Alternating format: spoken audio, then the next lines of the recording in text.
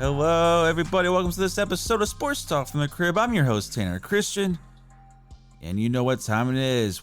Week 9 is in the book, so we're going to have the 2-minute drill for you and give a little bit of takeaways from this week's action games.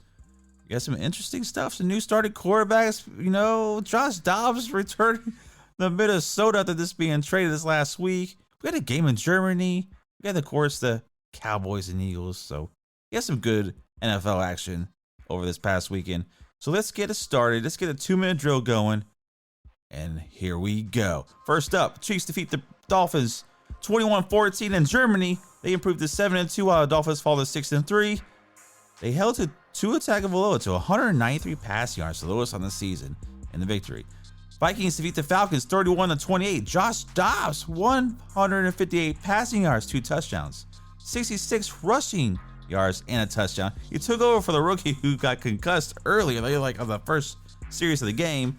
And what do you know? The guy doesn't even get a practice rep. Nobody seems to want him on the team, but all he does is just ball out. Congratulations to Joshua Dobbs. Browns defeat the Cardinals 27-0 because they decided to throw a rookie QB out there named Tune, and well, that defense just annihilated him. Deshaun Watson returned too, by the way.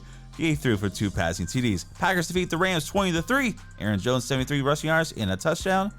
Commanders defeat the Patriots 20-17 behind Sam Howell's 325 passing yards and a touchdown. Saints defeat the Bears 24-17. Taysom Hill doing it all. Taysom Hill doing it all. 1 passing TD, 1 receiving TD, and 52 rushing yards on the day. Ravens defeat the Seahawks 37-3. They improved to 7-2. It was OBJ's birthday. He catches his first touchdown as a Raven. Texans defeat the Bucks 39-37. CJ Stroud 30-42, 470 passing yards, 5 TDs, no picks, a rookie record, including that game-winning touchdown in the final seconds. Colts defeat the Panthers 27-13. Kenny Moore II, 2 picks, 6s. Wow. Returning for a touchdown elevates the Colts to a victory. Raiders defeat the Giants 30-6. Behind Antonio Pierce, the head coach, Josh McDaniels is out. Raiders gonna win now or what? Congrats on the win in his first job there as a head coach. Eagles defeat the Cowboys 28-23. Prescott had 374 passing yards, 3 TDs in the loss. Meanwhile, Hurst 2 passing TDs and a rushing TD. And there you have it. There is your 2-minute warning. And what crazy action do we have? We had this past week. So let's talk about some of the action. Let's start with that Minnesota Viking team. They just keep winning. What, they're on like a 4-game winning streak now? The rookie went out to start the game there. The first series, got concussion. I don't want to joke about that, but man, welcome to the NFL. You really got to know how to protect yourself. So Kirk Cousins, of course, was out for the season with an ACL injury. Joshua Dobbs, he's in Cleveland. Then he's in Tennessee. He was actually in Tennessee last year. Then he comes to Cleveland. Then all of a sudden, they get traded before the season starts to Arizona. Hey, you're the starting quarterback for the Arizona Cardinals. Then, last week, gets traded to the Minnesota Vikings because they're like, Kyle Murray's coming back from IR. We're going to start this Clayton Tune guy as QB. Here you go. Here's another team for you, Joshua Dobbs. Get off of mine. And this guy just goes out with no practice reps with this new team here. Throws for 2 and runs for another.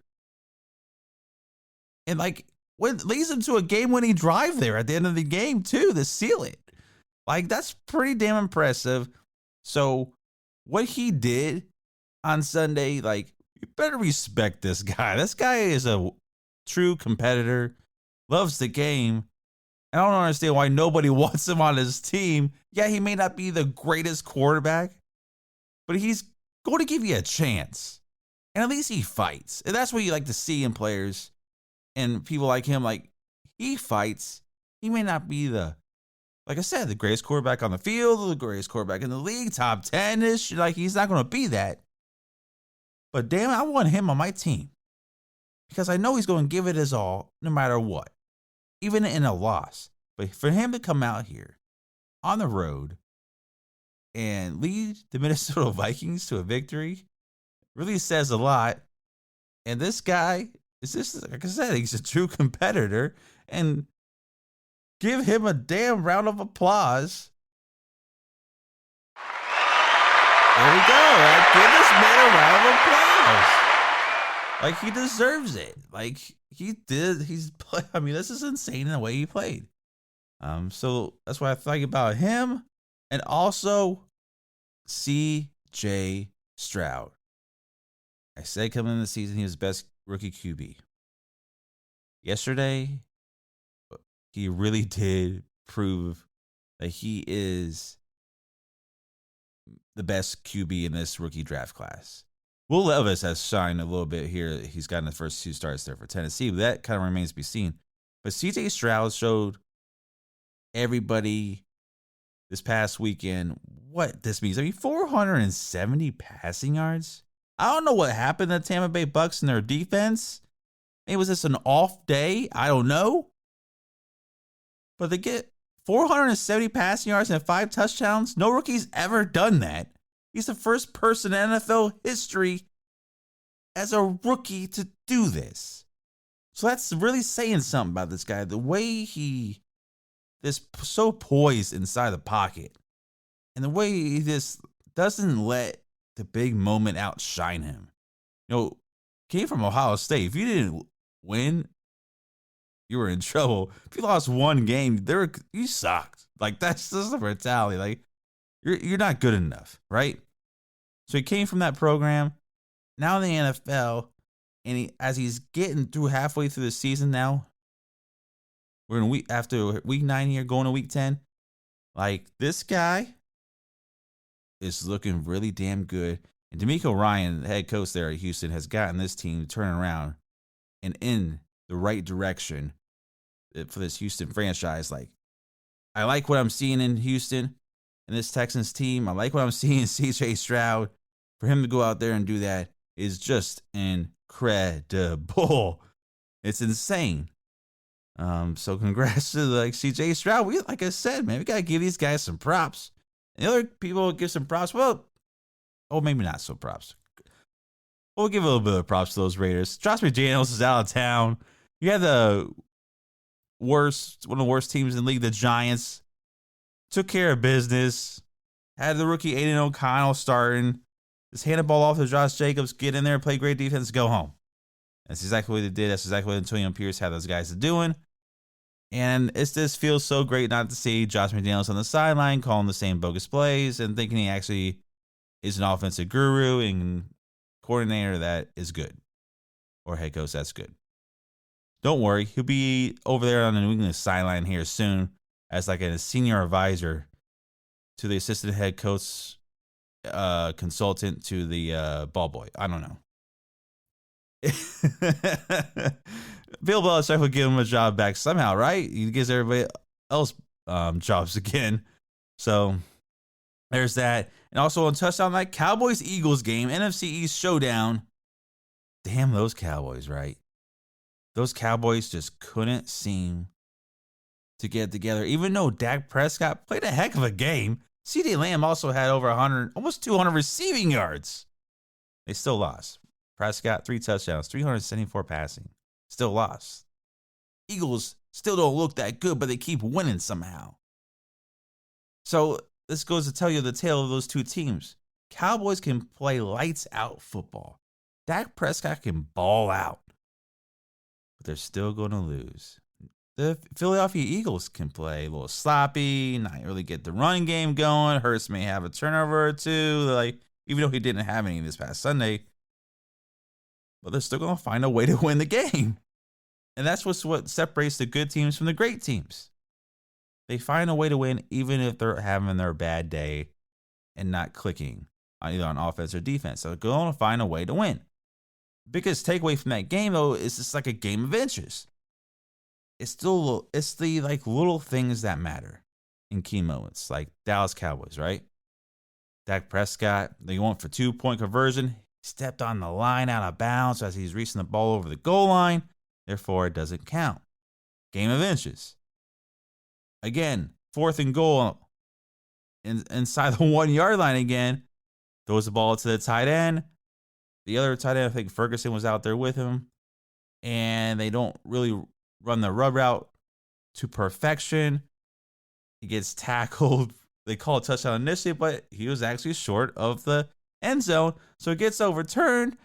Game of inches, Cowboys right there at the doorstep, can't capitalize.